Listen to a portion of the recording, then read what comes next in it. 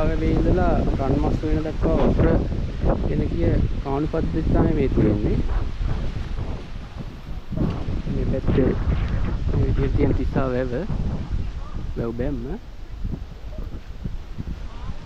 ඒකට මෙන්න මේ කාණු පද්ධතිය තිස්සා වැවේ සොරව්වේ ගාව ඉඳන් මේ විදිහට රන්මස් වෙන දක්වා විහිදලා යනවා.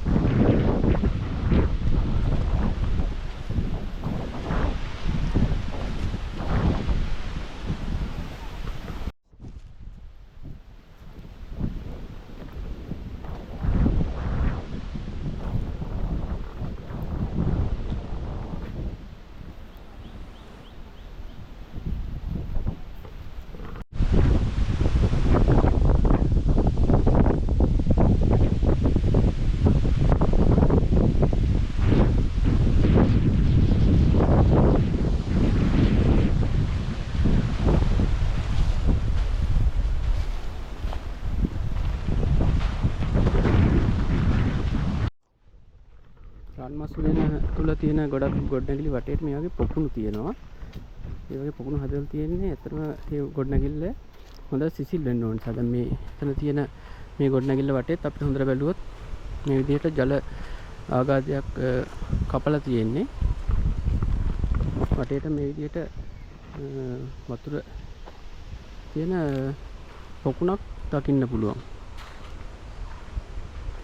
ඉතින් ඒකට උනාට පස්සේ මේ ගොඩනැගිල්ලට යන්න තියෙන්නේ.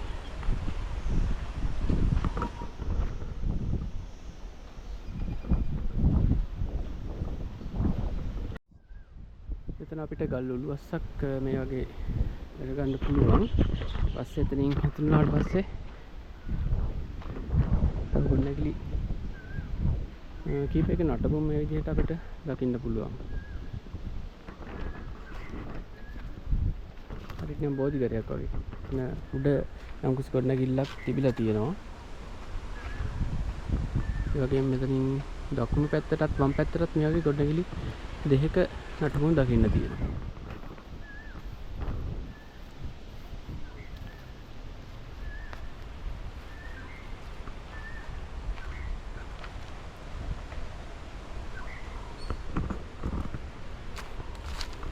ගොඩනැගිලි කෙරවලට ගියාම මේ වගේ අර ජල ආගාධයේ වටේට තියෙන ඉතුරු ටික මේ වගේ බලා ගන්න පුළුවන්.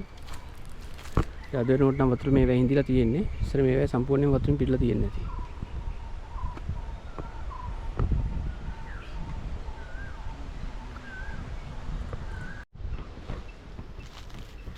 රන්මස් වෙන වටේටම ලස්සන පොකුණු තියෙනවා. රන්මස් වෙන ඇතුළෙම දැන් ඉන්නේ ඒ වගේ ලස්සන පොකුණක් ගාව. මේක ටිකක් විශාල පොකුණක්.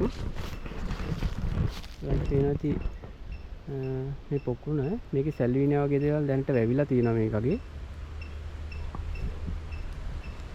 ඒකේ අර ඈතටකම පොකුණ විහිදලා තියෙනවා. සාමාන්‍යයෙන් මීටර 100කට වඩා දිගක් තියෙනවා මේ පොකුණේ. තිසාවෙන් එන ඇලප මාර්ග වලින් තමයි මේ පොකුණ වලට ජලය ලැබෙන්නේ. බලන්න මේ හරි ගොඩක් හොඳ සිසිලසක් තියෙනවා. ඒ වගේම ගස් උනත් ගොඩක් හොඳට වැවිලා තියෙනවා තංකොලත් එක්ක. ඉතින් හරිම සිසිලසයි මේ හරිය. කොච්චර රස්නේ දේශගුණයක් තිබුණත් මේ හරිය ගොඩක් සිසිලසක් තියෙනවා.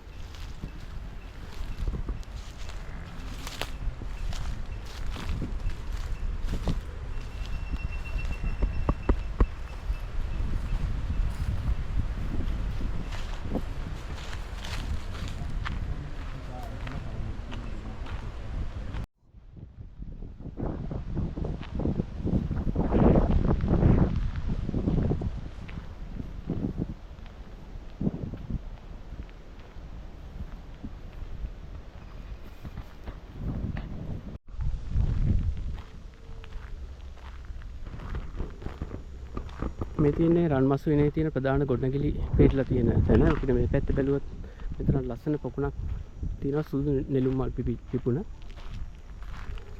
තියෙන්නේ කාල් තිබුණු ගල් ආසන වගේ දේවල්. මේක මම හිතන්නේ වතුර බෙදා හරින්න තිබුණු නම් කිසි ගල් වලින් හදපු දෙයක් වෙනකොට. මොකද කාණු දෙකක් දෙපැත්තෙන් තියෙනවා මේ විදිහට. ඒ ආපු වතුර මෙන්න මේ කාණු දිගේ තමයි මේ පොකුණට ගලාගෙන ගිහිල්ලා තියෙන්නේ.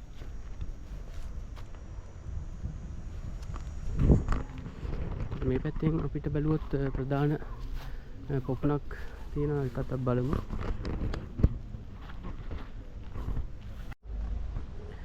රන්මසු උයනේ තියෙන ප්‍රධාන පොකුණක් තමයි මේ තියෙන්නේ. මෙතන ඇත්තටම මේ දැන් ඔයගොල්ලෝ බැලුවොත් ඇතුලේ කුටියක් වගේ තියෙනවා මෙතන ඉන්න.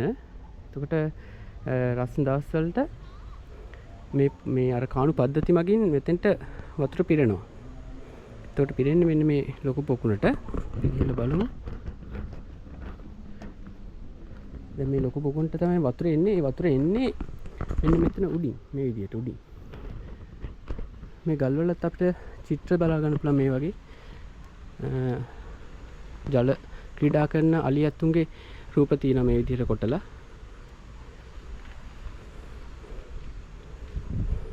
එතකොට ජලය ඇවිල්ලා තියෙන්නේ මෙතන උඩින් ඇවිල්ලා මේ කුටියට උඩින් වතුර ටික මේ විදිහට පහළට වැටලා තියෙනවා.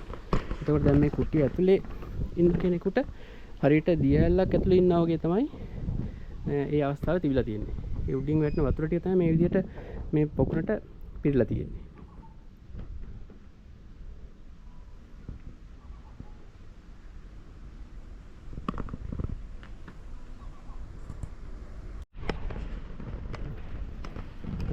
ඉස්සර හිටපු රජවරු ඒ වගේ කුමාරවරු සාමාන්‍ය මේ ප්‍රශ්න කාලෙට මේ කුටිවල ඉඳලා තියෙනවා. එතකොට කුටිය ඇතුලේ හරිම සිසිලසක් තියෙනවා. මොකද මෙතන උඩින් මේ විදිහට වතුර ටික වැටෙනවා. එතකොට මේ ඇතුලේ තමයි ඉඳලා තියෙන්නේ. එතකොට මේ පොකුණ සම්පූර්ණයෙන් පිරලා පොකුණෙන් ආපහු ජලය වැඩි ජලය ගලාගෙන යනවා පොකුණට. අපි පොඩ්ඩක් ඇතුලට ගිහිල්ලා බලමු කොහොමද කියලා. ඒක සම්පූර්ණ ගල් වලින් තමයි හදලා තියෙන්නේ. දැන් අදත් අපි ආවට මේ ඇතුලේ ලොකු රස්නයක් නෑ. දැන්ක් වගේ තියෙන අවසනයක්. ඉතින් ඉඳගත්තට පස්සේ මෙතන කෙලින් පෙන්නේ පොකුණ. සාමාන්‍ය වතුරෙන් දාසට මෙතන උඩින් වතුර කඩා හැලෙන විදිහ තමයි ඒකාල තිබිලා තියෙන්නේ. එතකොට ලොකු සිසිලසක් මේ ඇතුලේ මේ කුටියේ තිබිලා තියෙනවා. මේ කුටි වසබ රජතුමාගේ කාලේ තමයි හදලා තියෙන්නේ විශේෂයෙන්ම. වසබ රජතුමාගේ රජ කාලේ තමයි රන්මසු වෙන ආශ්‍රිතව මේ වගේ පොකුණු වගේ නිර්මාණය කරලා තියෙන්නේ. මේ රන්මසුවෙන් තියෙන්නේ ඉසුරුමුණියට යාබදව වගේ. තිසාවැවට පිටිපස්සෙන් කියන්නේ බැම්මට පස්සේ තමයි මේ රන්මසුවෙන් පිහිටලා තියෙන්නේ.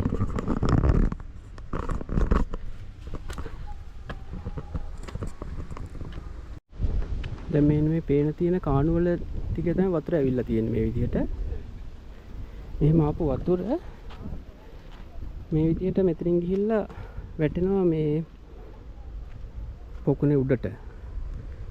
මේ කාණුවෙන් එල්ල මෙහෙම වැටෙනවා මෙතන. එතකොට ඊට පස්සේ තමයි වතුර ටික අතනින් ගිහිල්ලා පොකුණට උඩට වැටෙන්නේ. දැන් අපි ඉස්සෙල්ලා හිටියේ අර පැත්තේ.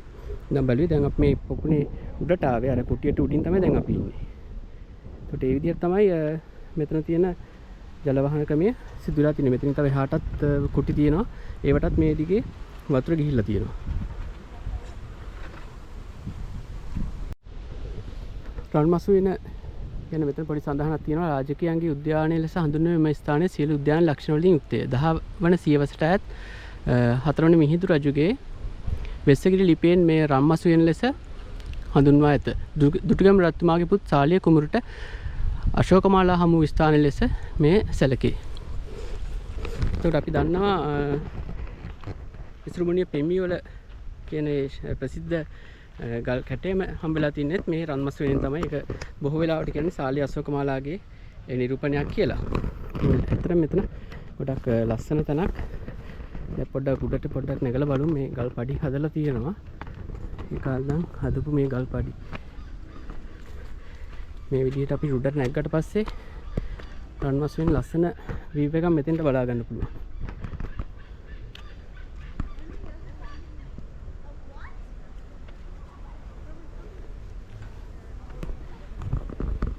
මෙතින් රන්මසු වෙන අපි ඉස්සෙල්ලා බලපු තැන.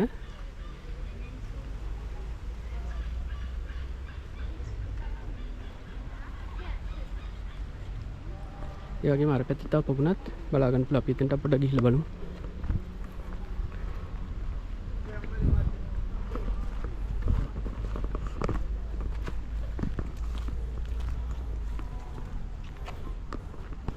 මෙතන තියෙන තර ඉස්සෙල්ලා අපි දැකපු විදිහටම තියෙන පොකුණක් කුටියක් එක්ක දැන් මෙතන මේ වගේ ගල් සිදුරු කරලා තිනවා. මං හිතන්නේ මෙතන වහලයක් හරි මොකක් හරි තිබිලා තියෙනවා.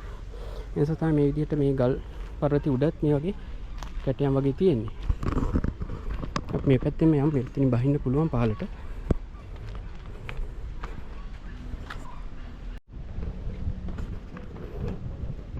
මෙතනත් අර ආකාරයටම වතුර ගලාගෙන ඇවිල්ලා මෙන්න මේ පේන කුටියට උඩින් තමයි මේ වතුර වැටලා තියෙන්නේ.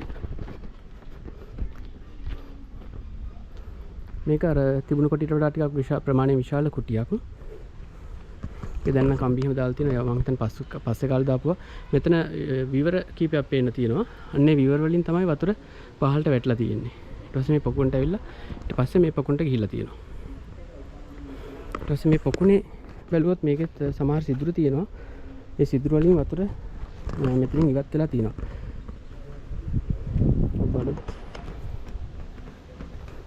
මේ තියෙන කුඩා පොකුණ එතකොට අර කුටි ඇතුලේ නෝට ලොකු සිසිලසක් මම හිතන්නේ තියෙනවා. එතන උඩින් දියල්ලක් වගේ මේ විදිහට වතුර වැටෙනකොට.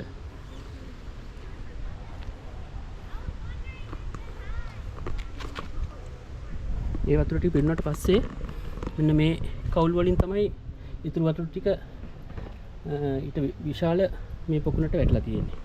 මේ තියෙන වතුර ආපු තැන මේ විදිහට මේ කවුලුවෙන් ඇවිල්ලා මෙතනින් ඇවිල්ලා ඊට පස්සේ තමයි මේකෙන් මේ පොකුණට ගිහිල්ලා තියෙන්නේ. මෙතනත් තියෙන පොඩි පොකුණ.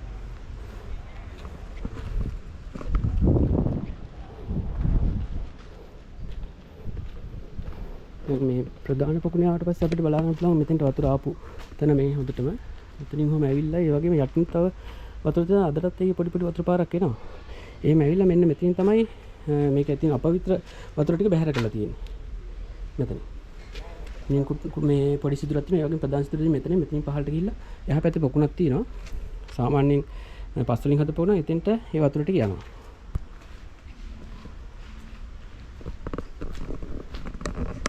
ඇත්තටම මේ ගොඩක් ඉස්සර මේ වගේ හොඳ තාක්ෂණයක් තිබුණාද කියලා ඇත්තටම බලනකොට ගොඩක් පුදුමත් හිතෙනවා.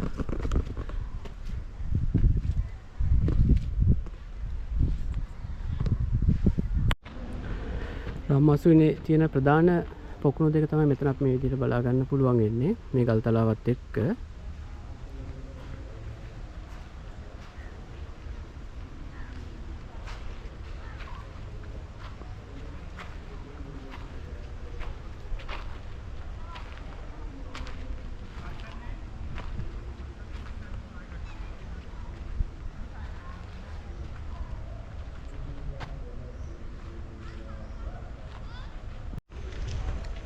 රාමසුනේ තියෙන තවත් විශේෂ දෙයක් තමයි ස්ටාගේට් එක.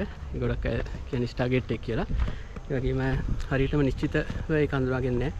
සමහරු ඒක විශ්වයත් එක්ක සම්බන්ධ වෙන යම් සලකුණු කියලා තියෙනවා. ඉතින් එතෙන්ට යන්න තියෙන්නේ මේ රාමසුනේම තමයි.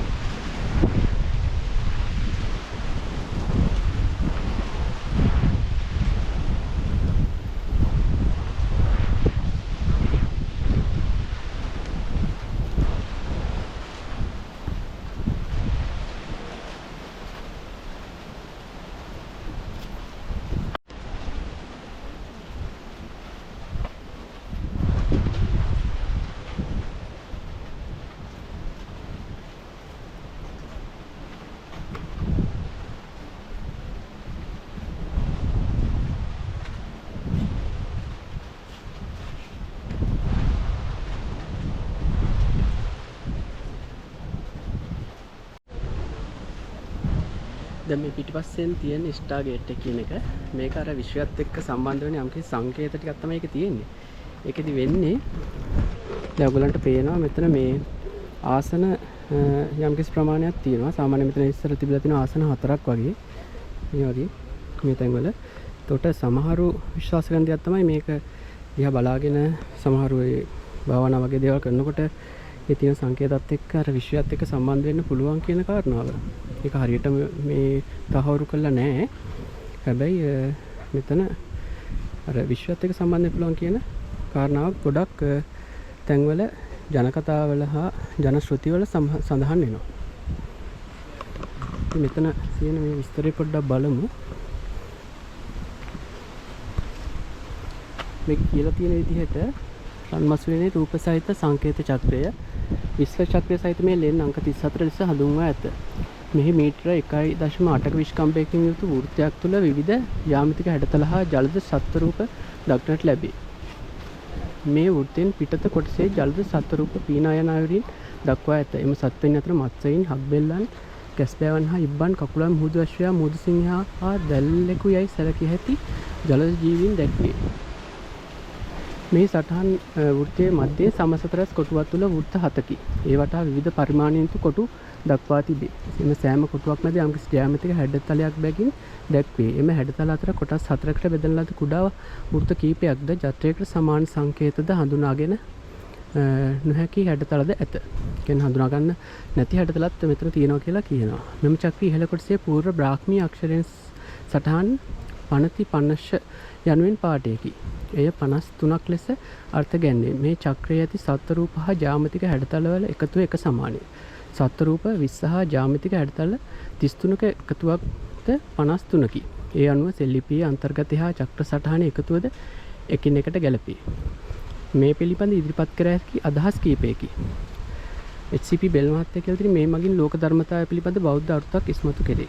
මැදේ දක්නට ඇති චතුරස්‍රය මැද පිහිටි වෘත්තය හා සප්ත සාගර ලෙසද එහි ඇතුළත පිහිටා තිත මහා මේරුවද අනෙකුත් සංකේත මගින් ඉර හඳ ජලයේද සත්වයින් මගින් ජලජ ලෝකයේද නිරූපණය කරන බව පවසයි.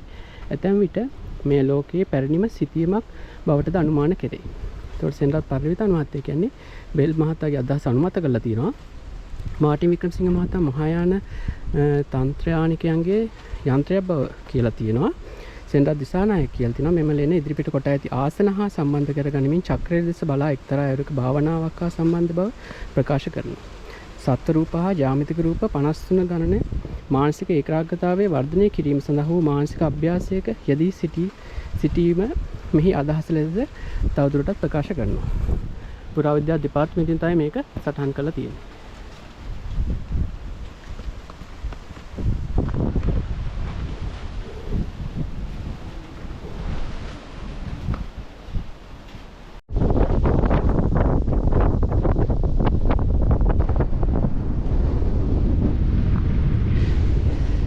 මෙතෙන් තිස්සාවෙන් තමයි රන්මස්විනට වතුර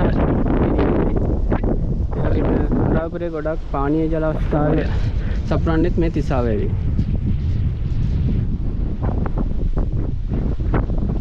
මේ පැත්තෙන් තියෙන ඉසුරුමුණි විහාරය.